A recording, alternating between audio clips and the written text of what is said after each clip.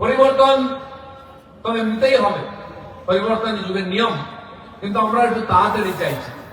আপনারা অনেকে বলতে পারেন, হ্যাঁ আপনাদের মধ্যে আর বাইরে থাকতে ভালো লাগছে না, মন্ত্রী হতে চাইছেন। নিশ্চয়ই মন্ত্রী হব, মন্ত্রী তো হতেই হবে, নাহলে আপনাদেরকে সুবিধা দেবো কি করে? গরিব মানুষের জীবনের পরিবর্তন কি করে করবো?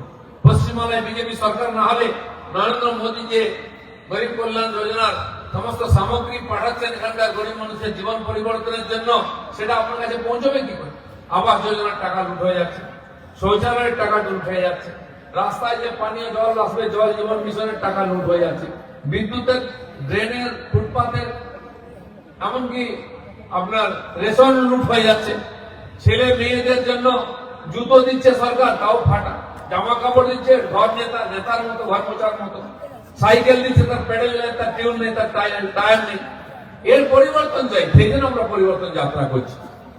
মাননীয় আমাদের স্বর্গীয় প্রতিষ্ঠাতা ডক্টর শ্যামাপ্রসাদ মুখার্জি, এই যে এখানে যারা বসে আছে ওপার বাংলা থেকে আসা 90% মানুষ, তাদেরকে এই দেশেতে, এই বাংলায় মাথা উঁচু করে বাঁচার প্রতিশ্রুতি দিয়েছিলেন।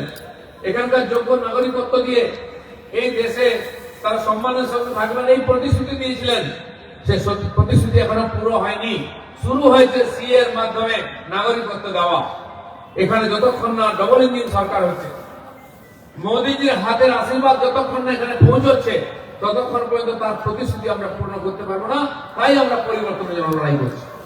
এতদ অঞ্চলের মানুষ 2% বাইরে গেলে সবই কৃষক আছে। ভারতবর্ষের কৃষকদের ইনকাম ডবল করার জন্য নরেন্দ্র মোদী বহু প্রকল্প নিয়ে এসেছেন, কিন্তু এখানে পৌঁছচ্ছে না। কৃষক সম্মান নিধি প্রত্যেকের জন্য 6,000 টাকা করে একটা জায়গা থাকলেও তাও সবাই পায় না, ওই পার্টির লোকেরা পেয়ে যাচ্ছে। এখানে ফসল বীমা যোজনা তাও সবাই পায় না। আমরা ধান চাষ করি, তার সহায়ক মূল্য 2000 বেশি হয়ে গেছে, 1400 ছিল, তাও সবাই ঠিক মতো পায় না। 1618 টাকায় ধান বিক্রি করতে হয়, আর দিদির ভাইরা ফোড়েরা নিয়ে গিয়ে 2000 টাকায় 14,000 টাকায় বিক্রি করে। গম তার সহায়ক মূল্য এখানকার লোকেরা পায় না। এমনকি মাছের জন্য, মাছ চাষের জন্য ব্লু রেভলিউশন 2020 সালে মোদীজি করলেন, যাতে বাংলার মানুষ এখানকার মাছ খায়, সে উপায় নেই। মাছ খাই আমরা, চাষ করে অন্ধ্রপ্রদেশের লোক, ওখান থেকে মাছ আসে। 2010 সাল পর্যন্ত আমরা দেশে 1 নম্বরে ছিলাম মাছ উৎপাদনে, কিন্তু আজকে আমরা পিছিয়ে গেছি। খাচ্ছি ঠিক, কিন্তু উৎপাদন কমে গেছে। বহু বিল, খাল, পুকুর, নদী পড়ে আছে যেখানে মাছ চাষ ঠিক মতো হয় না বা লুট করা হচ্ছে। তা এখানে চাষিও ইনকাম করতে পারতাম, আমরাও টাটকা মাছ খেতে পারতাম। এই সরকার থাকলে সেটা সম্ভব নয়। প্রত্যেক ক্ষেত্রে লুটপাট, প্রত্যেক ক্ষেত্রে মানুষকে আর বঞ্চিত করা হচ্ছে। তার পরিবর্তনের জন্য আমরা পরিবর্তন চাই।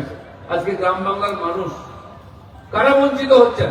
কার বাড়ির টাকা লুট হচ্ছে, কার শৌচালয়ের টাকা লুট হচ্ছে, কার বাড়ির সামনে ফুটপাতের টাকা লুট হচ্ছে, কার লোন কেটে নেওয়া হচ্ছে। যে মহিলারা 1000 টাকা পান, সেখান থেকেও কাটমানি দিতে হয় লক্ষ্মী ভান্ডারে। তো বঞ্চিত কারা হচ্ছেন? আমাদের এই গ্রাম Bangla SC, ST, OBC, minority, গরিব মুসলমান, এরা প্রত্যেককে বঞ্চিত হচ্ছে, প্রত্যেককে বঞ্চিত করা হচ্ছে। আর আজকে সময় এসছে পরিবর্তনের ঢেউ লেগেছে। এই ঠান্ডার মধ্যেও সবাই আসছেন এখানে বিজেপির সভা শুনতে। আমি আসার সময় দেখা করতে করতে আসছিলাম, হরিণঘাটে আমাদের পুরনো কর্মীদের সাথে দেখা করতে যাচ্ছিলাম। সবাই এখন আড়মোড়া দিচ্ছে যে কবে ঝাঁপাবো, কবে নামবো, বলে একটু শীতটা কাটুক, তারপরে দেখবেন কি হয় পশ্চিম বাংলায়।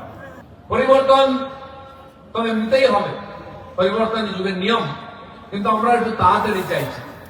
আপনারা অনেকে বলতে পারেন, হ্যাঁ আপনাদের মধ্যে আর বাইরে থাকতে ভালো লাগছে না, মন্ত্রী হতে চাইছেন। নিশ্চয়ই মন্ত্রী হব, মন্ত্রী তো হতেই হবে, নাহলে আপনাদেরকে সুবিধা দেবো কি করে? গরিব মানুষের জীবনের পরিবর্তন কি করে করবো? পশ্চিমবাংলায় বিজেপি সরকার না হলে নরেন্দ্র মোদী যে গরিব কল্যাণ যোজনার সমস্ত সামগ্রী পাঠাচ্ছেন এখানকার গরিব মানুষের জীবন পরিবর্তনের জন্য, সেটা আপনার কাছে পৌঁছবে কি করে? আবাস যোজনার টাকা লুট হয়ে যাচ্ছে, শৌচালয়ের টাকা লুট হয়ে যাচ্ছে, রাস্তায় যে পানীয় জল আসবে জল জীবন মিশনের টাকা লুট হয়ে যাচ্ছে, বিদ্যুতের, ড্রেনের, ফুটপাতের, এমনকি আপনার রেশন লুট হয়ে যাচ্ছে। ছেলে মেয়েদের জন্য জুতো দিচ্ছে সরকার, তাও ফাটা। জামা কাপড় দিচ্ছে ঘর নেতার মতো, ঘর মোচার মতো। সাইকেল দিচ্ছে, তার প্যাডেল নেই, তার টিউন নেই, তার টায়ার নেই। এর পরিবর্তন চাই, সেই জন্য আমরা পরিবর্তন যাত্রা করছি। মাননীয় আমাদের স্বর্গীয় প্রতিষ্ঠাতা ডক্টর শ্যামাপ্রসাদ মুখার্জি, এই যে এখানে যারা বসে আছে ওপার বাংলা থেকে আসা 90% মানুষ, তাদেরকে এই দেশেতে, এই বাংলায় মাথা উঁচু করে বাঁচার প্রতিশ্রুতি দিয়েছিলেন। এখানকার যোগ্য নাগরিকত্ব দিয়ে এই দেশে তারা সম্মানের সঙ্গে থাকবেন, এই প্রতিশ্রুতি দিয়েছিলেন। সে প্রতিশ্রুতি এখনো পুরো হয়নি। শুরু হয়েছে সি এর মাধ্যমে নাগরিকত্ব দেওয়া। এখানে যতক্ষণ না ডবল ইঞ্জিন সরকার হচ্ছে, মোদীজির হাতের আশীর্বাদ যতক্ষণ না এখানে পৌঁছচ্ছে, ততক্ষণ পর্যন্ত তার প্রতিশ্রুতি আমরা পূর্ণ করতে পারবো না। তাই আমরা পরিবর্তনের জন্য লড়াই করছি। এতদ অঞ্চলের মানুষ 2% বাইরে গেলে সবই কৃষক আছে। ভারতবর্ষের কৃষকদের ইনকাম ডবল করার জন্য নরেন্দ্র মোদী বহু প্রকল্প নিয়ে এসেছেন, কিন্তু এখানে পৌঁছচ্ছে না। কৃষক সম্মান নিধি প্রত্যেকের জন্য 6,000 টাকা করে একটা জায়গা থাকলেও তাও সবাই পায় না, ওই পার্টির লোকেরা পেয়ে যাচ্ছে। এখানে ফসল বীমা যোজনা তাও সবাই পায় না। আমরা ধান চাষ করি, তার সহায়ক মূল্য 2,000 বেশি হয়ে গেছে, 1,400 ছিল, তাও সবাই ঠিক মতো পায় না। 1,618 টাকায় ধান বিক্রি করতে হয়, আর দিদির ভাইরা ফোড়েরা নিয়ে গিয়ে 2,000 টাকায় 14,000 টাকায় বিক্রি করে। গম তার সহায়ক মূল্য এখানকার লোকেরা পায় না।